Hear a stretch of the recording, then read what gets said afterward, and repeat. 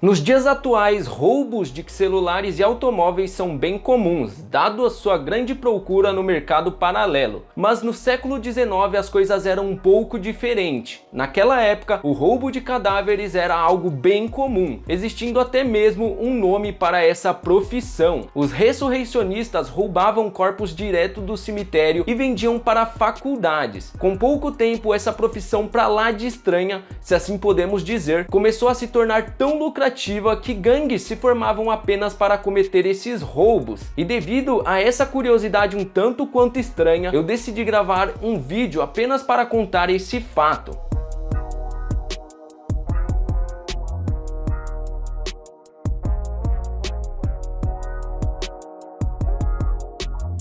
Entre o século XVI e XVII, a dissecação de cadáveres não era vista com bons olhos pelos europeus. Isso porque, até então, nas aulas de anatomia humana, utilizavam o corpo de criminosos condenados à forca, onde consideravam a dissecação como uma punição extra para quem já havia sido sentenciado à morte. Em certos casos, esses criminosos sequer tinham um funeral após as aulas, dado que alguns esqueletos eram mantidos na universidade e posteriormente expostos ao público.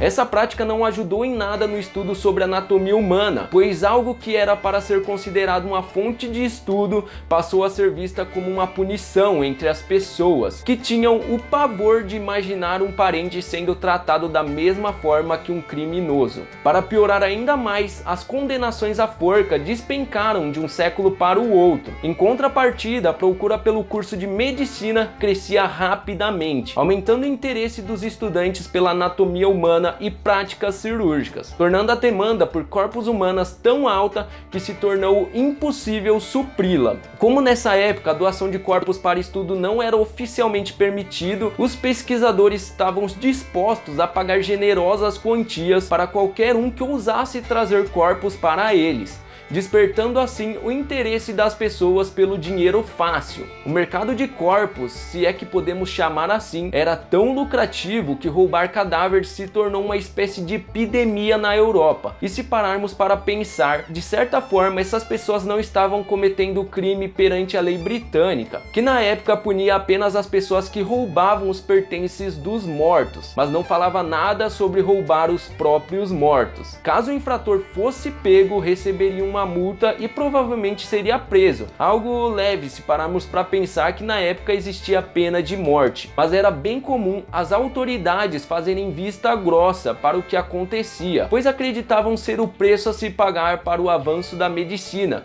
que ainda era bem precária para a época. Assim surgiram os ladrões de corpos, ou mais conhecido na época como ressurreicionistas. Um dos maiores fatores que contribuía para o roubo de cadáveres, além é claro da falta de corpos para estudos nas universidades, se dava também às poucas medidas para refrigeração e consequentemente conservação dos corpos, que naquela época era quase que inexistente, tornando ainda mais desafiadora a aquisição de pessoas recém-falecidas. Para garantirem um corpo bem conservado e receberem mais por eles, os ressurreicionistas tinham que trabalhar rápido. Essas pessoas invadiam os cemitérios em busca de corpos recém-enterrados. Quando encontravam a sepultura nova, eles cavavam um buraco até chegar no caixão, que era quebrado. Então, com uma corda, eles puxavam o corpo para fora da cova e, devido às leis severas para ladrões de cemitérios, todos os bens encontrados com o falecido eram removidos e colocados de volta no caixão, que fossem roupas, joias e o que mais houvesse de valor. Dali, a cova era fechada, o corpo era ensacado e levado para a escola mais próxima da região, que os compravam sem fazer muitas perguntas. O trabalho era tão minucioso que mesmo se a família do falecido voltasse lá no outro dia, não era capaz de perceber o que tinha acontecido. Os ladrões de corpos eram tão organizados que tinham pessoas responsáveis apenas por se infiltrarem nos cemitérios e repassar as informações dos enterros para o grupo responsável pelos roubos. Muitas dessas pessoas eram mulheres enviadas para espionar os funerais e saber a localização exata das sepulturas. Em troca, elas recebiam parte do dinheiro ganho com a venda. Os roubos se tornaram tão comum que nos primeiros meses após o enterro, a família do falecido evitava colocar lápides no túmulo, por medo que notassem a pedra nova e violassem a cova. Outras até mesmo preferiam desembolsar um valor extra, pagando para que vigiassem o local por algumas semanas, até que o corpo começasse a se decompor.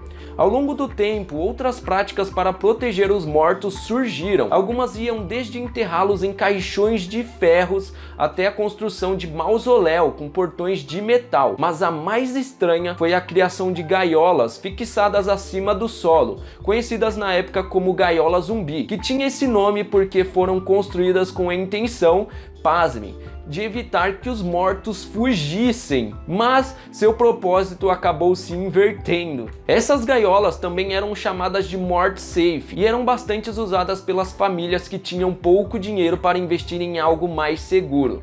Isso porque os morte safes eram alugados por algumas semanas até o corpo perder o seu valor.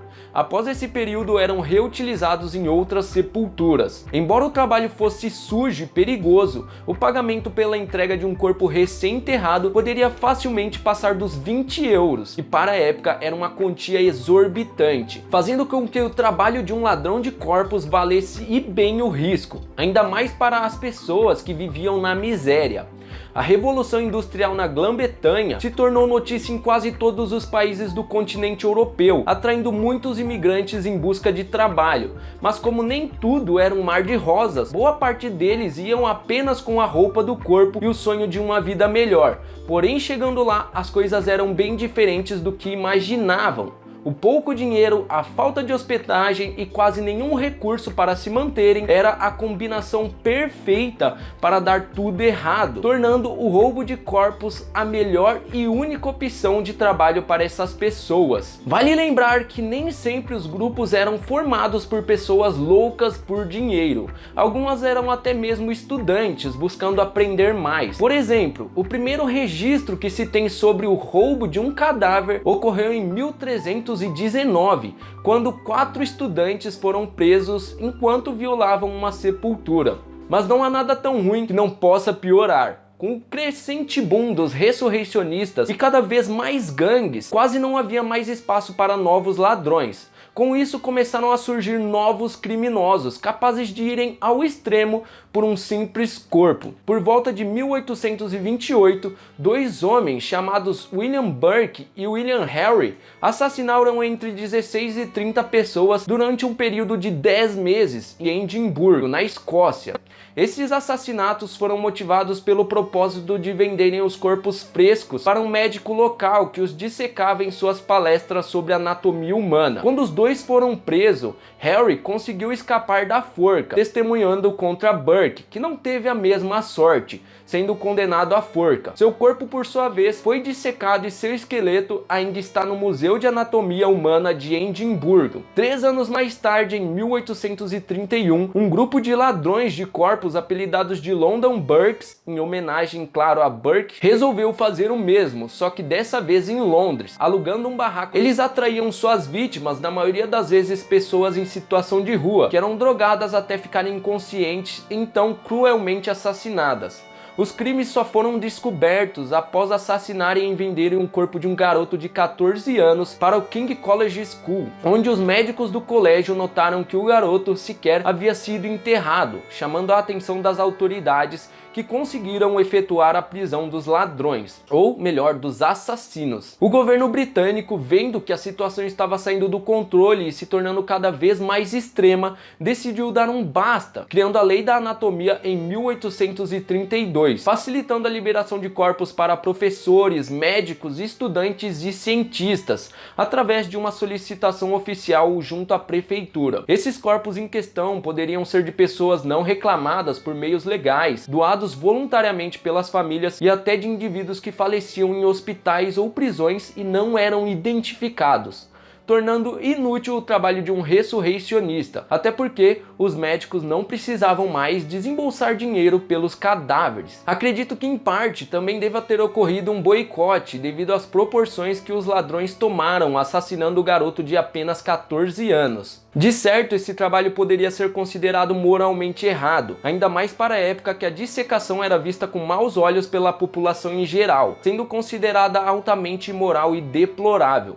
Mas esse trabalho bizarro foi de suma importância para a medicina, que pôde evoluir os seus trabalhos e aperfeiçoar técnicas cirúrgicas, pois mal existiam livros anatômicos na época e as técnicas cirúrgicas ainda eram bem limitadas. Hoje o vídeo foi longo, né? Eu já queria ter gravado sobre esse tema já faz um bom tempo e finalmente eu consegui. Foi difícil conseguir algumas informações, mas no final acredito que consegui resumir bem essa história. Aqui do lado estará aparecendo outros 2 vídeos que você pode estar assistindo, basta clicar e assistir. Se você não conhecia o canal e ainda não for inscrito, se inscreva. Venho tentando postar ao menos um vídeo por semana, pois sou responsável por tudo, desde a pesquisa e roteirização até a edição e postagem.